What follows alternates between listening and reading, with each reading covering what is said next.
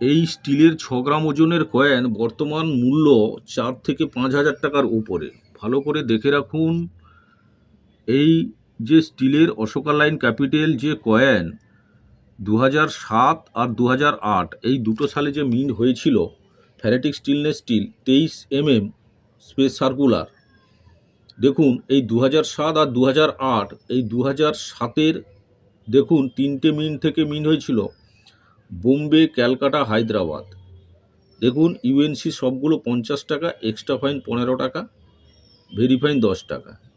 এই 2007 আর 8 এই যে 5 টাকার ফ্যারেটিক স্টেনলেস স্টিলের কয়েন দুটো সালে যে মিন্ট হয়েছিল, ওজন ছিল 6 গ্রাম, সাইজ ছিল 23 স্পেস ছিল গোলাকার সার্কুলার। এই 2007 আর 8 সালের মধ্যে 2008 সালের যে ক্যালকাটা মিন্ট কয়েন বর্তমান, ওটা মিউলটা কি করে চিনবেন আমি দেখাচ্ছি, ভালো করে শেষ পর্যন্ত এই ভিডিওটা দেখুন। এই 2007 আর 8 এই যে দুটো সালের যে কয়েন মিন্ট হয়েছিল, যে মিন্ট থেকে, তার মধ্যে 2008 কিন্তু খুব মূল্যবান, প্রায় 4 থেকে 5,000 টাকা মূল্য আছে। ওই 8 সালের যে কয়েনটা আমি দেখাচ্ছি, এটা দেখুন 2007-এর যে 3টে মিন্ট বোম্বে, ইউএনসি 50 টাকা, এক্সট্রা ফাইন 15 টাকা, ভেরিফাইন 10 টাকা। ক্যালকাটা দেখুন, ক্যাটাগরি কিন্তু কমন, কিন্তু খুব মূল্যবান কয়েন।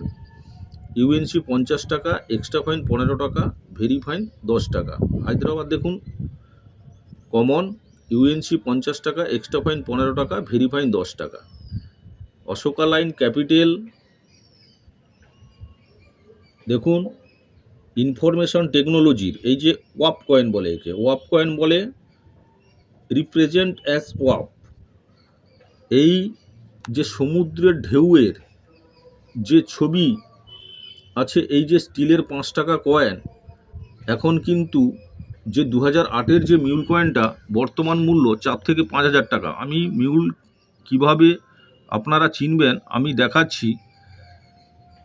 2007টা দেখে রাখুন, আমি 2008-এর যে কোন মিন্ট থেকে মিউলটা, ওটা আমি এই ভিডিওতে ভালো করে আপনাদের কি করে মিউলটা আপনারা চিনবেন ওটা আমি ভালো করে তুলে ধরছি। এই 6 গ্রাম ওজনের যে স্টিলের কয়েন 2007 আর 8 ফ্যারেটিক স্টেনলেস স্টিল 23 যে সাইজ, দেখুন এই 2008 সালের 5 টাকার যে এই স্টিলের কয়েন দেখুন বোম্বে, ক্যালকাটা, হায়দ্রাবাদ 3টে মিন্ট থেকে মিন্ট হয়েছিল। 3টে মিন্টই কিন্তু কমন, ভালো করে দেখে রাখুন। বোম্বে, ক্যালকাটা, হায়দ্রাবাদ 3টে মিন্টই কমন। এই 2008 সালের কিন্তু খুব মূল্যবান কয়েন আছে, যেটা মিউল। এই 6 গ্রাম ওজনের যে স্টিলের 2008 সালের যে কয়েন, এই কয়েনের 2008 সালের ক্যালকাটা মিন্ট থেকে কিন্তু একটা মিউল কয়েন আছে। ভালো করে আপনারা এই মিউল কয়েনের যে কি করে মিউল চিনব আপনারা ভালো করে বুঝে নেন। 2008 সালে 3টে মিন্ট থেকে মিন্ট হয়েছিল বোম্বে, ক্যালকাটা, হায়দ্রাবাদ। বোম্বে, ক্যালকাটা, হায়দ্রাবাদ 2008 সালের এই ক্যালকাটা মিন্ট থেকেই মিউলটা কিন্তু তৈরি হয়েছে।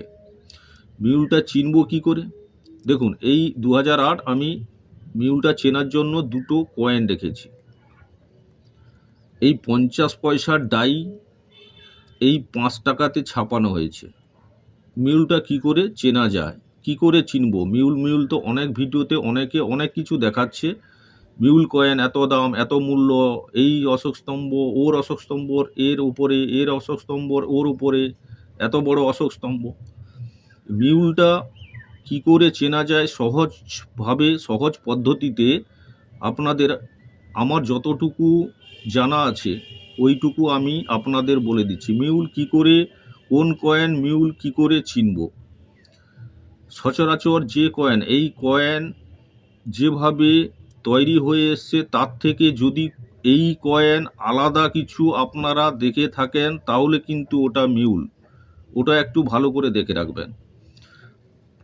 এই প্রচলিত মুদ্রা, নিত্য মুদ্রা যেটা মার্কেটে চলাচল করছে, এই যে কয়েন, এই কয়েন আপনাদের হাতে আপনারা পাচ্ছেন। এই কয়েনগুলো আপনারা এপিট ওপিট করে দেখে রাখবেন।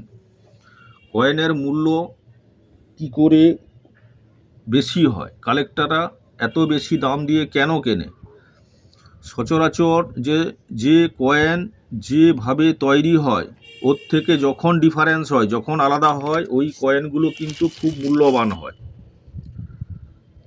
এই 5 টাকা দেখুন, এদিকে অশোক স্তম্ভ, ওদিকে 5 টাকার এই যে ছবিটা যদি উল্টো হয়, ওটা কিন্তু ডাই রোটেশন এরর। ভালো করে দেখে রাখুন, এরর কয়েন তখন হয়ে যায়, এরর কয়েনগুলো কিন্তু খুব মূল্য হয়। এই অশোক স্তম্ভ দেখুন, এই অশোক স্তম্ভ যদি আলাদা অশোক স্তম্ভ এসে এই অশোক স্তম্ভ তৈরি হয়ে যায়, অনেক সময় যেখানে মিন্ট হয় ওখানে কি হয়, এক ডাই অপর ডাইতে ব্যবহার হয়ে যায়, তখনই মিউল হয়। আমি তাই এই মিউলটা কি করে বোঝা যায়, দেখুন এই যে এটা হচ্ছে 2008 সালের 5 টাকার স্টিলের কয়েন। এই পাশে দেখুন একটা কয়েন রেখেছি এটা 2008 সালের 50 পয়সার কয়েন। দেখুন ভালো করে, দুটো 50 পয়সা কয়েন রেখেছি আমি এই মিউল বোঝানোর জন্য। 2008 সালের একটা ক্যালকাটা মিন্টের কয়েন আমি রেখেছি মধ্যিখানে। এদিকে একটা এই 50 পয়সা, এই 50 পয়সাটা তৈরি হয়েছিল 2008, 9, 10 ওই 3টে সালে। দেখে রাখুন, এই যে 50 পয়সা হাতের মুঠো 50 পয়সাটা তৈরি হয়েছিল 8, 9, 10। আর এই 5 টাকাটাও তৈরি হয়েছে 2008 সালে। দেখে রাখুন, এই 2008 সালে 50 পয়সাও তৈরি হয়েছিল, 2008 সালে 5 টাকাটাও তৈরি হয়েছে। মিলটা কি করে হলো? এই যে 5 টাকার যেদিকে অশোক স্তম্ভ আছে আর 50 পয়সার যে এই অশোক স্তম্ভ, ভালো করে দেখে রাখুন, ভুলবশত এই অশোক স্তম্ভ, এই ডাইর যে অশোক স্তম্ভ না বসে এই 50 পয়সার যে অশোক স্তম্ভ ডাইটা এখানে ছাপানো হয়েছে।